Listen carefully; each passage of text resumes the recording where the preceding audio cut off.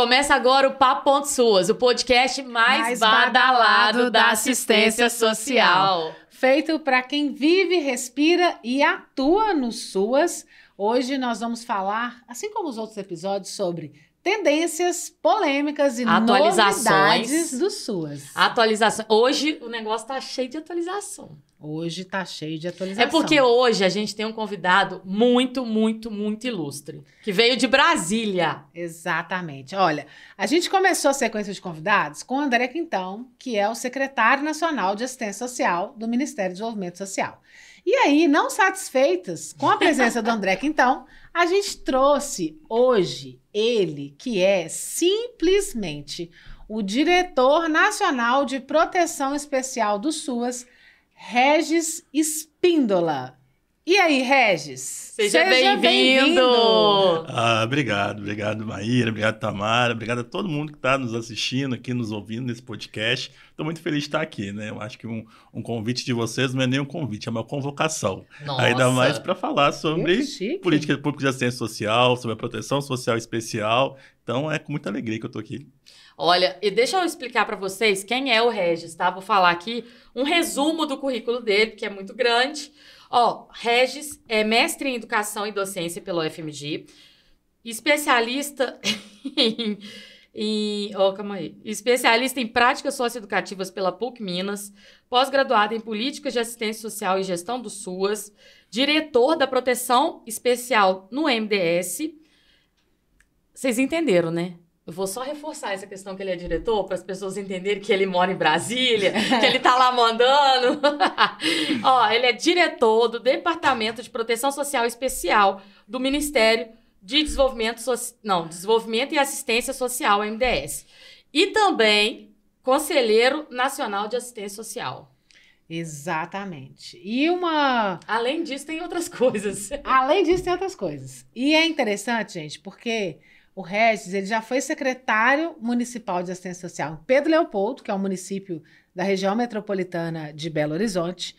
Ele foi superintendente de proteção social e também superintendente de política de assistência social no estado de Minas Gerais. E aí, nessa época que eu conheci Regis, e quando eu estive secretário municipal em Belo Horizonte, ele era secretário em Pedro Leopoldo. Então, um dia que eu liguei para ele e falei: Regis, estou precisando de você aqui em Belo Horizonte. E aí ele foi também diretor de proteção especial em Belo Horizonte.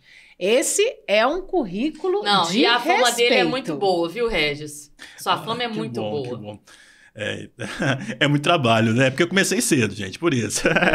Mas acho que tudo isso, assim, né, vem de uma trajetória que eu começo na assistência e que eu queria destacar aqui também, que tudo, né, está aqui na Prefeitura de Belo Horizonte, está em Brasília, está na Secretaria de Estado, mas isso tudo porque eu comecei como técnico do CREAS, né? Então, antes de tudo isso, eu sou um profissional do SUAS, e eu fui técnico de CREAS, advogado de CREAS, coordenador de CREAS, então daquele que atendeu o usuário, né, que estava ali no chão do território, então que também, né, entendo muito bem as ansiedades, os desafios, mas também a potencialidade, né, do trabalho social realizado com as famílias e indivíduos. E como que foi o início da sua trajetória, Regis? Conta pra gente um pouco. Maíra, isso é muito engraçado, porque na verdade eu fiz no ensino médio, eu fiz técnico em informática. E aí, como técnico em informática, logo que eu finalizei o ensino médio, eu fiz um processo seletivo na minha cidade, que é Pará de Minas, sou de uma cidade do interior de Minas Gerais, um processo seletivo da prefeitura e poderia estar indo para qualquer área que envolvesse informática. E fui para a sala de inclusão digital, que era da assistência. Isso em 2009. E o que aconteceu? Em 2009, quem é da assistência sabe, a gente teve a tipificação. Exatamente. Com a tipificação, a revisão dos serviços e o que era a sala de inclusão digital virou serviço de convivência e fortalecimento de vínculo. Então, não tinha mais essa atividade da sala de inclusão. Nesse período, eu estava fazendo direito e aí o município estava naquele processo de implantação do Serviço de Proteção aos Adolescentes em Cumprimento de Medidas Socioeducativas em Meio Aberto, PSC e LA, e para aproveitar mesmo, né, a pessoa que estava saindo da sala de inclusão digital para não perder um profissional, a secretária me convida para ir para esse programa, que na época era programa ainda, nem era serviço, né, porque eu estava fazendo direito, então eu poderia contribuir ali de alguma forma. E aí começou tudo, né? Fiquei na sala de inclusão digital 6 meses e estou na assistência, né, na proteção social especial aí há já 15 anos. Eu tava querendo fazer conta.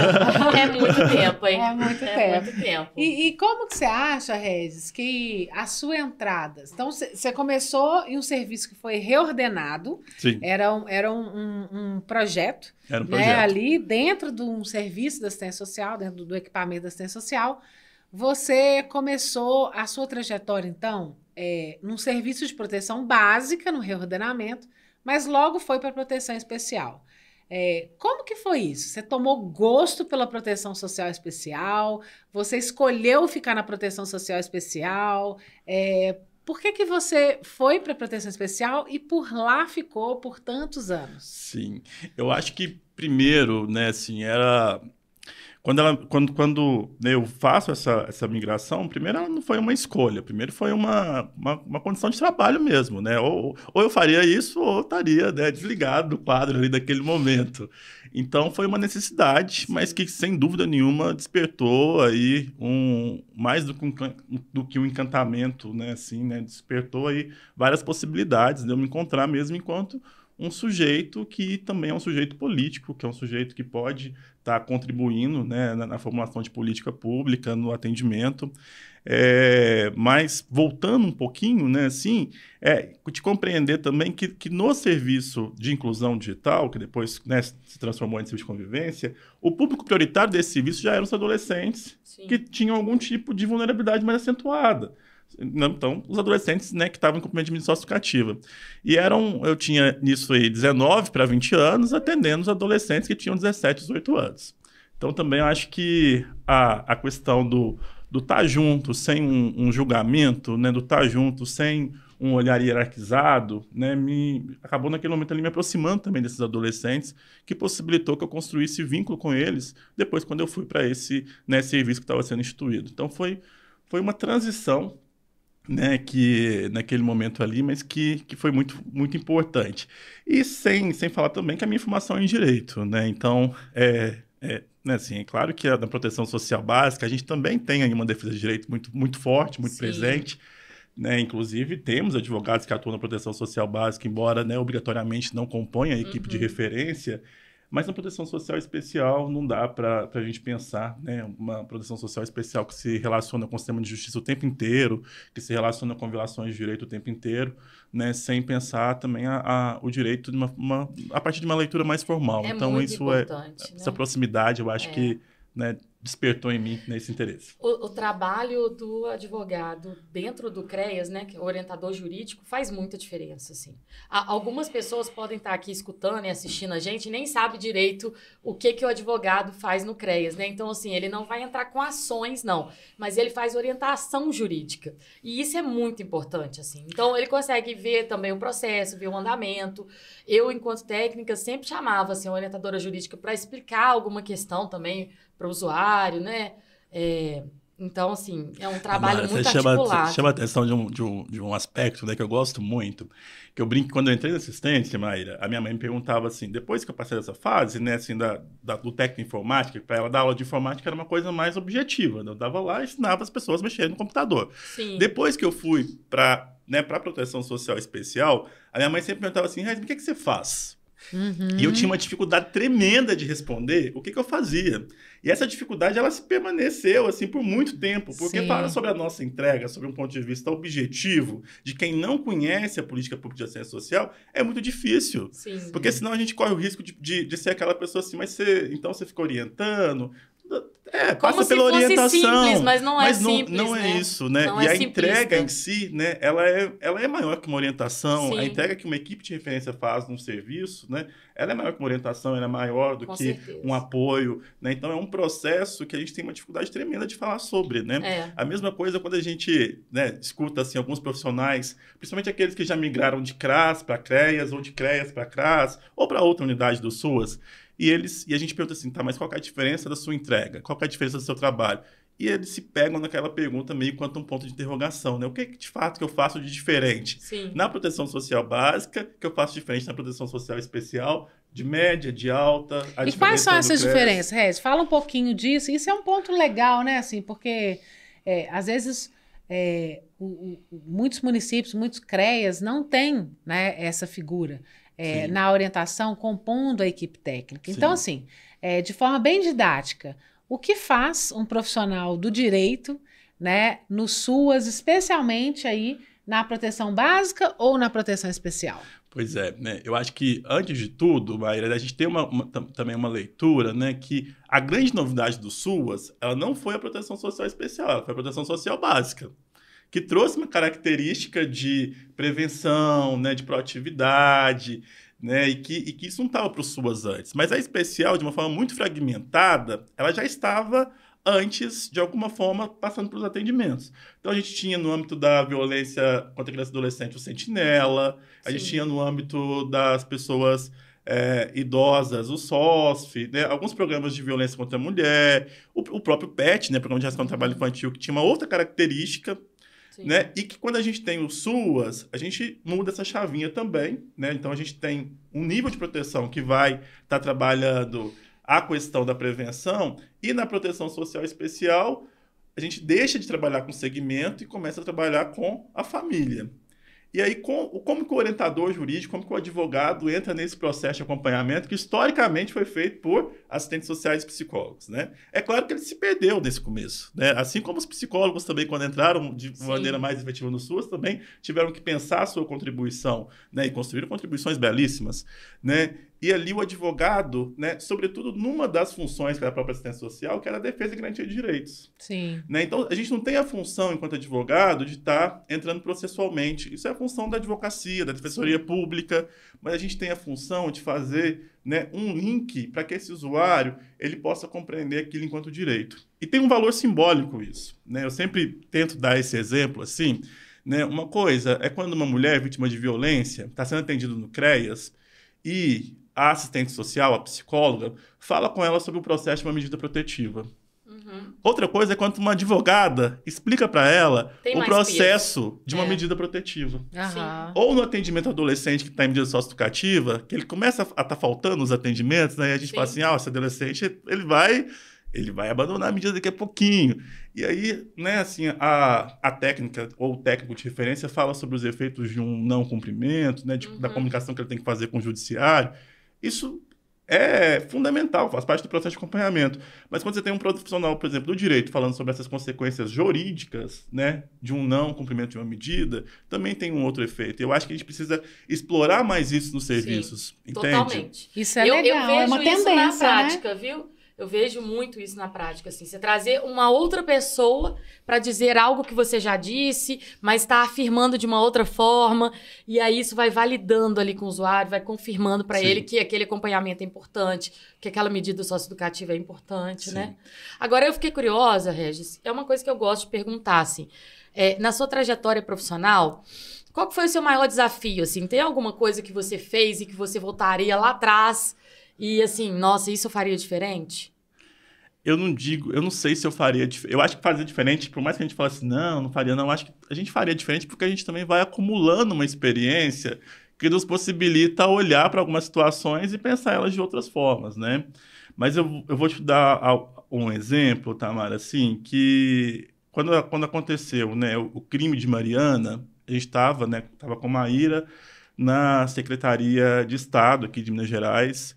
E é claro que a gente teve todo um movimento ali, né, daquilo que era uma grande tragédia, um grande crime ali de pessoas né, sofrendo ali os seus efeitos, e a gente teve a experiência de ir para campo, né, fazer o atendimento, estar com as equipes municipais e, obviamente, tateando o que seria a nossa intervenção, qual seria a nossa entrega. Sim. Depois, em 2019, 2020, mais especificamente, aqui na Prefeitura de Belo Horizonte, junto com a Maíra novamente, a gente tem a pior chuva que Belo Horizonte já teve, né, assim, durante, aí, sei lá, pelo menos a história mais recente de Belo Horizonte. E eu lembro a gente costuma falar assim, eu nem dormi essa noite por causa do trabalho. E aí, literalmente, a gente ficou aí umas 3, 4 noites sem dormir, porque o atendimento, naquele momento, ele precisava ser 24 horas, esse né? atendimento de calamidade pública, ele é muito, muito pesado, assim, né? E agora, no governo federal, né, com a situação, né, do Rio Grande do Sul, né, que, novamente, se eu pensava que tudo aquilo que eu tinha vivenciado, né, já eram situações extremas, né, novamente uma situação mais do que extrema, se coloca.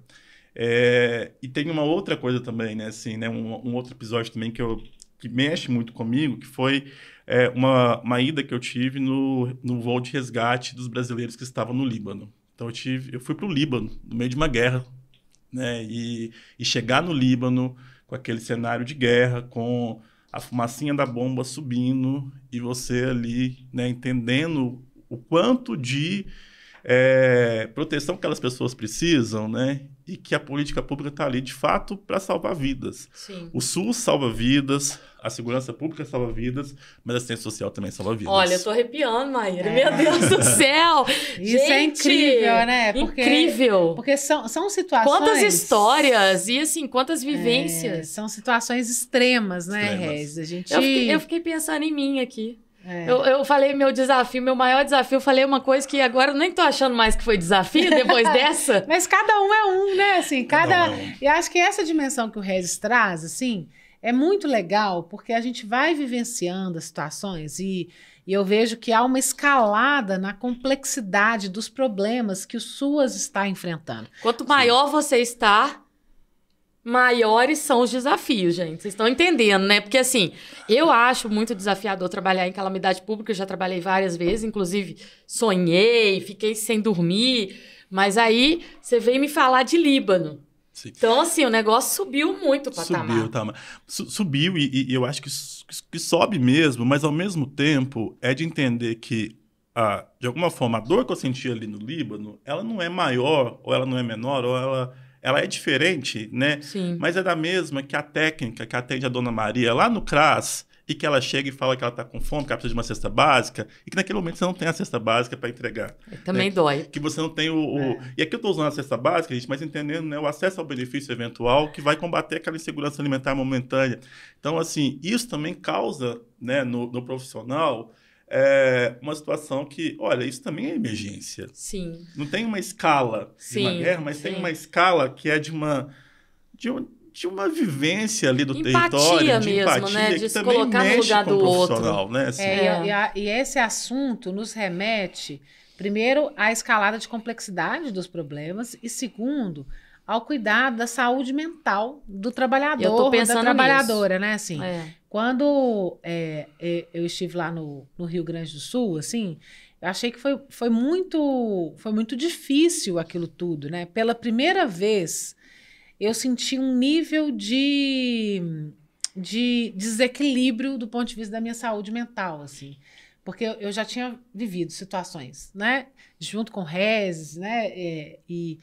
E com outras equipes, em situações de calamidade, Mariana, Brumadinho, chuvas, a questão migratória, a questão da pandemia da Covid, que também eu me senti, num dado momento, assim, eu escutava o meu celular tocando à noite, né? Porque a gente ficava ali 14 horas, né? E trabalhando no telefone e tal. Mas no Rio Grande do Sul eu vivenciei uma situação diferente, assim, que quando eu comecei a achar que eu estava ficando um pouco deprimida, assim, com o contexto, foram 60 dias, imagina as pessoas que ficaram lá, né, que estavam lá naquele contexto, e eu senti um cuidado muito grande do Ministério, da equipe da Forsuas, né, a época era a Unicef que estava, né, fazendo um apoio para a minha ida ali, e eles faziam questão de manter um ponto de controle ali, de diálogo, e com essa perspectiva, assim, como que você está se sentindo? Sim. Então, quando você... essa discussão da saúde mental do trabalhador é algo que pega, né, Rez? Como que você enxerga isso, assim, hoje, para essas situações, seja de calamidade, emergência, ou para o contexto do SUS de uma forma geral? Isso tem aparecido no Ministério como uma demanda do SUAS? Como que é isso? Não, na proteção social especial, isso... Tá latente, né? Tá latente. Sim, eu acho que é, de fato, um ponto que tem que ser um ponto de preocupação, né, de todo gestor que se preocupa com a sua equipe, né, assim, esse cuidado com o trabalhador e do próprio trabalhador também, de quais são as formas ali que ele também pode ir, de alguma forma, monitorando um pouco, né, esses sentimentos, assim, mas, sobretudo, ter uma ação forte de gestão que envolva cuidar do trabalhador. Então, acho que esse é um primeiro ponto. Mas, assim, de fato, as situações extremas, elas colocam, né, esse limite muito ali né, dado para as equipes chefeiras que estão atuando. A gente teve vários profissionais que precisaram passar por intervenções mesmo, né, nesse processo. E eu acho que a gente também vai desenvolvendo e aprendendo com outras pessoas que já estão nessa lida há mais tempo, algumas estratégias de cuidado, né? Então, assim, numa situação, numa missão de emergência, né, sempre... E hoje é o grupo do WhatsApp mesmo, tá, gente? Não estou falando nem de nenhum mecanismo tão moderno assim, não. Sim. Mas que onde vai monitorando todas as ações dessa equipe da missão. Que hora que ela saiu, se ela já almoçou, se está dormindo, se comeu. Justamente se bebeu água. Né? Não, então, eu me lembro que Não, gente, eu ficava sem comer. Eu fui muito despreparada, assim, eu nunca tinha... Porque eu estava na gestão, eu estava em outro contexto. Quando eu fui para o Rio Grande do Sul, eu me lembro que, inclusive, era uma orientação, tipo assim, ó, se você está em deslocamento, você precisa compartilhar a sua localização em tempo real. E às vezes eu me perdia nisso. Então, às vezes, saindo do nosso ponto de controle para um município, para uma atuação de campo, a gente tinha que fazer o compartilhamento em tempo real com as equipes que estavam localizadas, que essas pessoas monitoravam onde que a gente estava. Que, inclusive, assim, você pode se perder. Sim. Pode acontecer alguma coisa.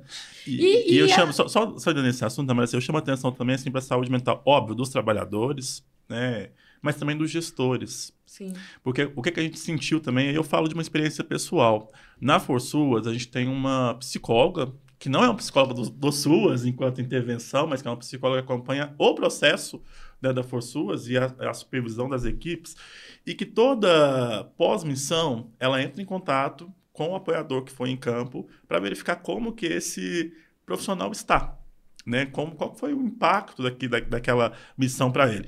E eu lembro que numa das missões, né, já recente, assim, nas primeiras ela não entrou em contato comigo, nas missões ela entra em contato comigo, e eu achei aquilo tão estranho. Eu também, de Alagoas, quando eu voltei, ela entrou em contato comigo. E aí, né, eu voltei de uma missão agora dos deportados dos Estados Unidos, assim, né, e aí ela entra em contato comigo, oi, Regis, sou fulana, psicóloga aqui da ForSuas, e queria saber como que você está. E, ao mesmo tempo, né, assim, o gestor, às vezes, ele tem que ficar forte o tempo inteiro, né? E aí eu tô sentindo, mas eu vou falar sobre... Será que eu posso falar? Será que eu posso falar, assim, né? Porque... Na hora que a gente para pensar como estou... Será que isso vai me deixar, assim, com uma imagem de frágil perante a minha equipe? E entender que não, que muito pelo contrário, né? Assim, um gestor, quando ele está forte, inclusive, é ele identificar o momento que ele também precisa de apoio. Exatamente. Né? Assim, E mostrar não só qualquer pessoa, né? Então, assim, aquilo para mim também foi um start tão significativo do ponto de vista para apoiar as pessoas que estão ali, eu tenho que ter de cuidado. Sim. Então, assim, né, ter essa dimensão, acho que foi bem legal, né, ter esse feedback. Agora, assim, indo para o seu lado pessoal, assim, no seu momento de vida agora, né? Lá no MDS, lá em Brasília, diretor da Proteção Social Especial. Como é que você lida com essa pressão, com essa sobrecarga de trabalho? Você tem alguma dica, assim, para outros gestores, outros trabalhadores? Acho que a primeira dica, né, que não é nem dica, né, desejo de todo mundo, né, assim, mas eu acho que só é possível isso tudo porque eu tenho uma equipe fantástica, né, então eu tenho uma equipe que, de fato, eu acredito, eu aposto, eu confio, eu sei que está comigo e eu acho que isso faz toda a diferença. Faz né? mesmo. Eu tenho, para além de ter uma equipe, né, e também parte dessa equipe, né, mas eu tenho também, né, um secretário nacional que nos conduz muito bem. Que já esteve aqui, tá? Justa, se você não claro, viu o episódio, óbvio. veja. Porque a gente falou nesse episódio umas 4 vezes seu nome. Não.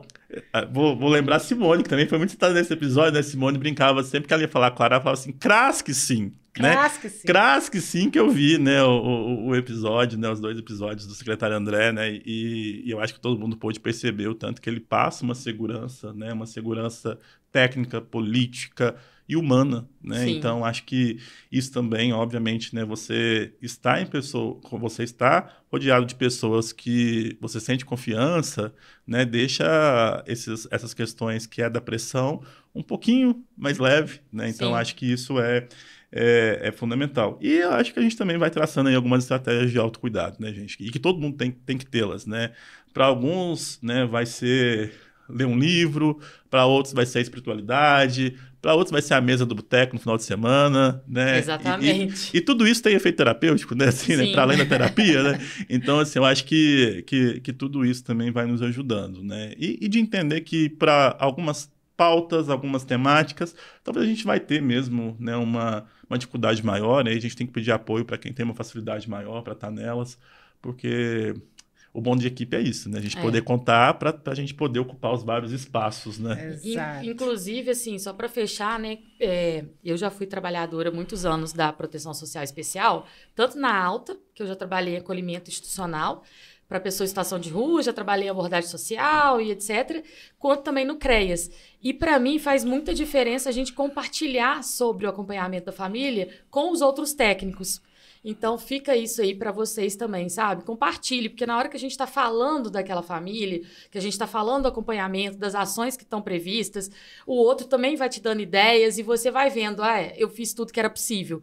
Porque muitas vezes a gente faz tudo que era possível e ainda assim não consegue o resultado que a gente gostaria, né? E isso é tão interessante, porque essa dimensão da partilha, né, do ponto de vista e da complementariedade, né, dos serviços, das equipes, dos processos, isso é algo extremamente importante no SUAS, né? Muito. Assim, você ter equipes que estão integradas, a complementariedade dos serviços, né? Seja dentro da média, seja dentro da alta, seja entre média e alta complexidade. E eu acredito que isso tem avançado no SUAS nos últimos anos, né? Como que você enxerga, Regis, esse avanço dessa noção de proteção social no SUAS? Sim. O que significa proteção social no SUAS? Assim, fala um pouquinho para a gente sobre isso, Sim. Porque o Regis é uma das pessoas que tem a melhor visão sobre esse assunto que eu conheço. Ô, Regis, agora só antes de você responder, eu já vi vídeo seu no YouTube. Do processo conferencial. Oh, que legal. Ele é um excelente, assim... Na verdade, sua fala é muito boa, né? Excelente professora, assim, para explicar. Indiquei para outras pessoas. Agora, me conta sobre a proteção social. Sobre essa dimensão de proteção social no SUAS, né? Como que isso está para o SUAS? Como que a proteção social está para o SUAS? Sim, eu fiquei tímido agora, tá mais? Não! Aqui, mas, na verdade, né, eu fico pensando que esse processo de proteção social, e aí eu vou usar... Claro que estou falando para profissionais da básica, da especial, mas eu vou usar um pouco mais o exemplo da especial. Né? Historicamente, como que a proteção social especial pensou o seu acompanhamento e, consequentemente, a sua proteção social? Sim. De maneira individualizada, de maneira ali horário a horário, usuário, horário X, usuário, horário Y, usuário, horário... Né, assim, isso me incomodou muito desde sempre. Sim. Quando eu estava lá em Paradinas, né, que é onde eu comecei, eu chegava no CRAS e eu via o CRAS numa potência, uma coisa viva, né? Gente entrando, gente saindo, gente gritando, gente brigando na recepção, mas ali tinha vida. Sim. Chegava no CREAS, muitas vezes era aquele lugar calado, silencioso, um cartazinho na porta, horário marcado, aquilo me incomodava muito. E às vezes até uma tensão no ar. Não, total, né? Um clima de hospital parecia, né? Assim, fazia frio dentro do CREAS, né? Numa cidade quente, né? Assim, né? E aquilo me chamava muita atenção, né? E aí depois de um tempo, eu fui entendendo que, na verdade, o que diferenciava muito era também a forma como a gente dava de resposta da proteção social. Se a gente compreende que a proteção social, ela está para situações de vulnerabilidade, de risco, que são questões que não são individuais, a resposta também não pode ser individual. Sim. Nossa, eu tô gostando muito disso. Eu não posso pensar, né, assim, no atendimento a uma mulher vítima de violência, e essa fala não é minha, essa fala é da professora Maria Luísa Risotti, que duas mulheres, uma de um lado da mesa, na qualidade técnica, uma do outro lado da mesa, na qualidade usuária, elas vão vencer o machismo, o sexismo, o patriarcado e tudo aquilo que gera violência dentro de uma sala fechada com uma mesa dividindo as duas. E de forma isolada. Não vai dar. Então, se a gente pudesse dar uma dica, seria joguem as mesas fora e abram as portas. Sim. No sentido que, se a violência ela não é individual, a proteção também não é individual. Tem um outro exemplo também, assim, que me marca muito de entender que proteção se faz no coletivo, em qualquer dos níveis de proteção, que a gente está falando, básico ou especial, e essa dimensão ela é, de fato, coletiva, né, foi escutando a professora Abigail, e ela falava que uma das maiores, que quando ela perdeu o pai dela, uma das coisas que mais confortou ela foi quando ela chegou no velório e ela via que o velório do pai dela estava cheio. Que aí ela sentiu que o pai dela era uma pessoa querida. E aí eu fiz esse processo também comigo. Eu perdi minha mãe morreu de um infarto, então minha mãe, né, morreu de uma hora para outra, assim, muito jovem, 54 anos, e aquilo dali me destabilizou total. E aí ela falando isso, eu também percebi que para mim também, uma das coisas que mais me acalmou de alguma forma, né, que me deu centralidade nesse processo, era ter pessoas queridas comigo no velório, e o velório da minha mãe tá cheio. Uhum. Isso diz de que... Isso é algo que eu já escutei outras vezes. Que o coletivo, né, por maior que seja a dor, é no coletivo que a gente vai estar dando conta de dar uma ressignificada nisso. Sim. E transformar isso, de fato, em proteção, em rede de apoio. Então, a minha resposta no CREAS, ela não pode ser só a partir do atendimento individual. Sim. Eu preciso provocar um movimento de processo que seja coletivo, porque proteção social se faz no coletivo. A gente tem a mania de falar o tempo inteiro, de nos comparar o tempo inteiro com a saúde, SUAS e SUS. Enquanto estrutura de sistema, enquanto, né, mecanismos aí de financiamento, pactuação, etc. e tal. Mas a gente pensar enquanto entrega, talvez a gente está muito mais próximo da educação do que da saúde. Porque na saúde você tem exame, na saúde você tem máquina, você tem diagnóstico, você tem tudo isso. Na educação também, muitas das vezes, entra um professor numa sala de aula com 30 meninos ou mais, Sim. e a coisa acontece ali no coletivo.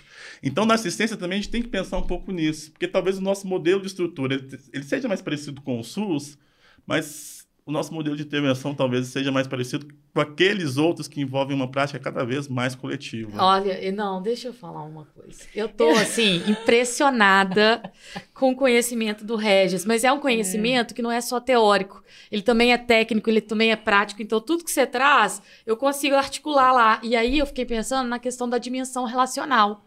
Você podia falar um pouco mais sobre isso, né? Da dimensão relacional na proteção social especial. E só uma observação, Tamara, que a provocação que o Regis faz é assim, não é que vamos jogar o atendimento individual, o acompanhamento, trabalho social com famílias, indivíduos para cima. Sim. Ele está trazendo uma provocação, e essa provocação ela é muito valiosa, né? A gente trazer aqui e conversar com as pessoas sobre isso, que é como que a gente tem estruturado os serviços e a prática dentro de um equipamento que é de proteção social, que muitas vezes não se enxerga como equipamento também de oferta coletiva. Sim. É um chamado que o Regis está fazendo a gente aqui, né, a refletir sobre isso. Vou traduzir isso aqui que a Maíra falou. Vou traduzir para vocês aqui, uma linguagem um pouquinho mais chula. O que está sendo provocado aqui é a questão da atividade coletiva também no CREAS. Porque hoje a gente já tem aí, você com certeza tem na sua cidade já, atividades coletivas no CRAS, né? Serviço de convivência e fortalecimento de vínculo, mas o CREAS ainda está engatinhando na atividade coletiva, inclusive tendo muita resistência dos próprios técnicos, né?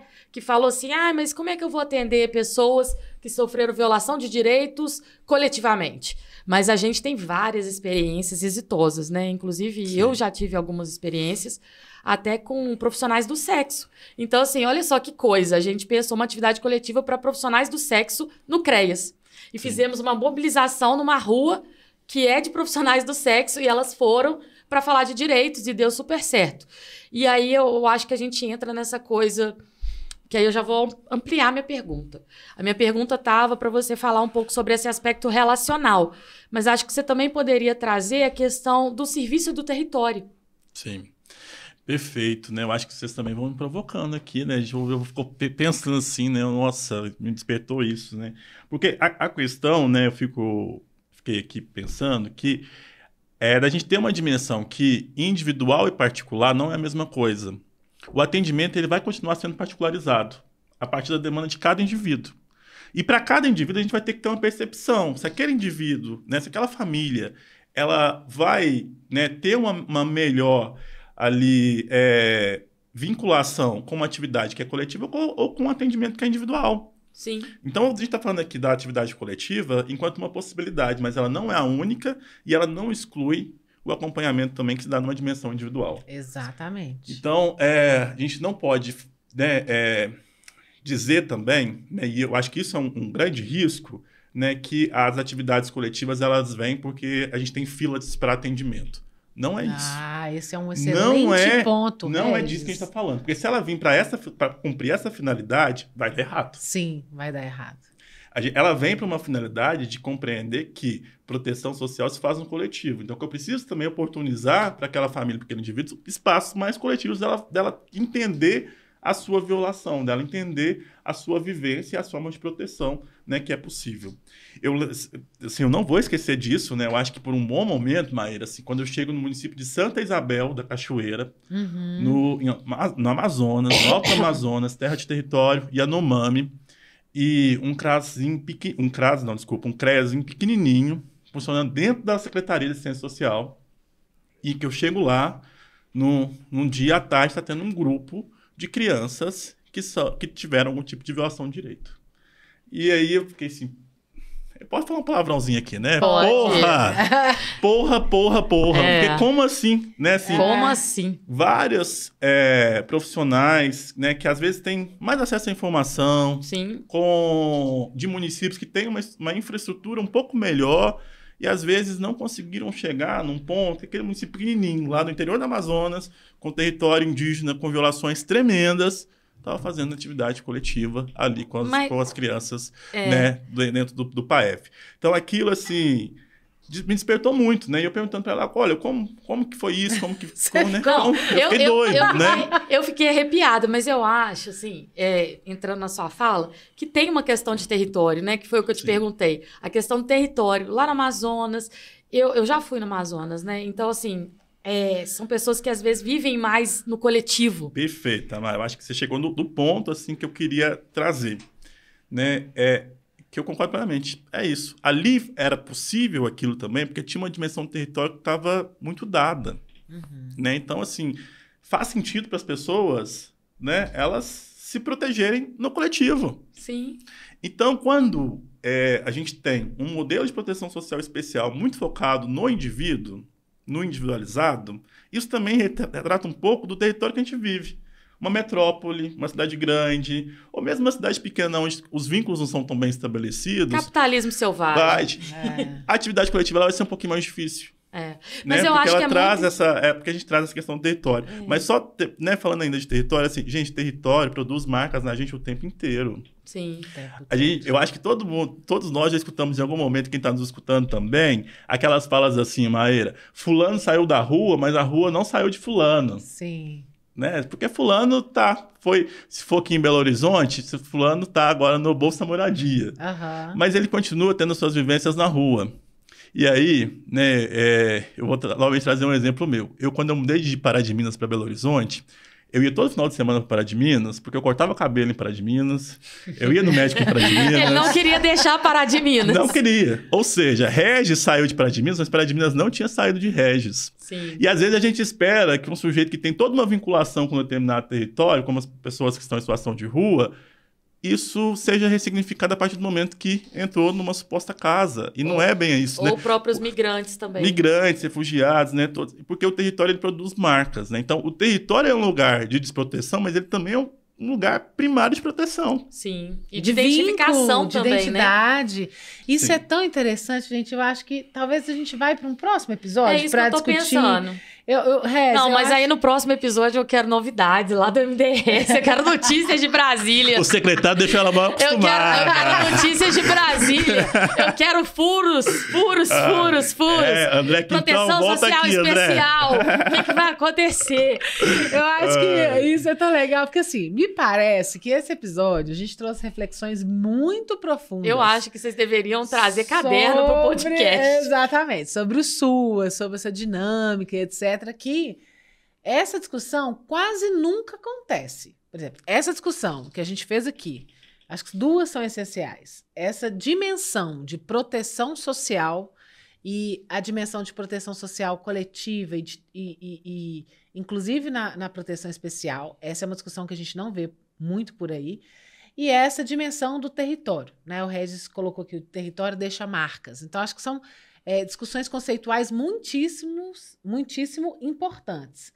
Eu queria que a gente, talvez, na parte 2 da conversa com o Regis, a gente falasse sobre como ele enxerga e tem visto, e como que o SUAS tem atendido públicos específicos. É isso que eu estava querendo, que Né? o Regis falasse um pouquinho mais sobre a questão dos refugiados, dos migrantes, das pessoas em situação de rua, porque tiveram várias publicações também. Inclusive, Recentes. uma eu li Exatamente. para te perguntar. Publicações recentes que a gente vai falar aqui. Exatamente. Então, eu acho que a gente pode, talvez, finalizar esse Talvez episódio. não. Talvez Estamos não. finalizando.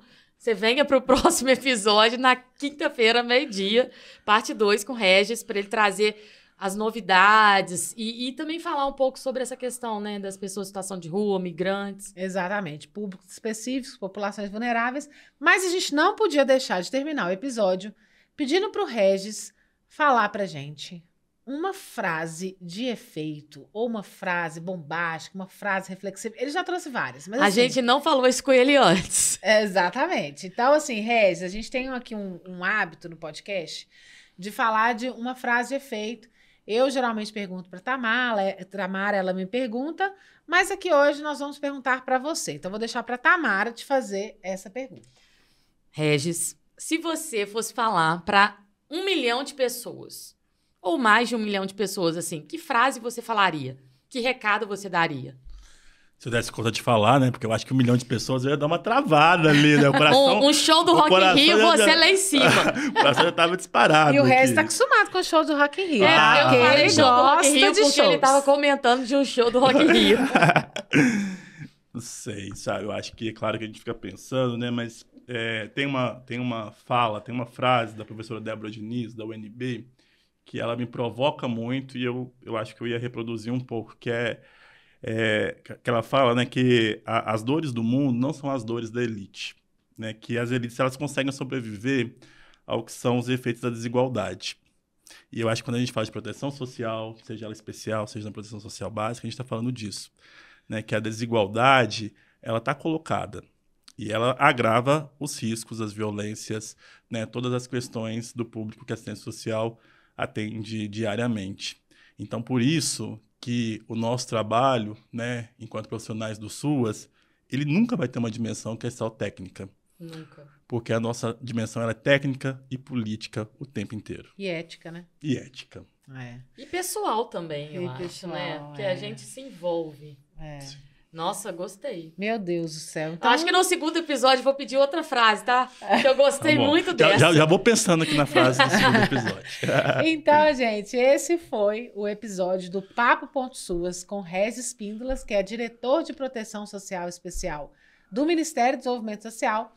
Nós estamos fechando a parte 1, mas semana que vem, quinta-feira, meio-dia, vai ter novo episódio com a parte 2, em que nós vamos trazer aqui algumas reflexões sobre públicos vulneráveis e públicos específicos. Nós vamos falar população em situação de rua, questão da migração, talvez um pouquinho de mudanças climáticas e desastres, que é uma discussão importante. Não vai dar tempo de falar isso tudo, Exatamente, nós vamos correr. E vocês estão convidados e convidadas, né não, Tamara? Nossa, a gente finaliza aqui muito alegre esse episódio 9, viu? Obrigada pela participação de vocês. Curtam aí, deem 5 estrelas, compartilhe também com um amigo, amiga sua, né, que pode gostar, seja do SUAS ou de outra política. E assim, Regis, muito, muito obrigada, viu? Muito Aprendi obrigada. muito. Eu queria estar com meu caderno aqui. Mas depois você vai rever o episódio. Eu vou rever e vou anotar. E vai anotar tudo. E eu espero todo mundo aqui no próximo episódio, então. É isso aí. Então, vamos lá. Tchau, tchau. Beijo, até mais.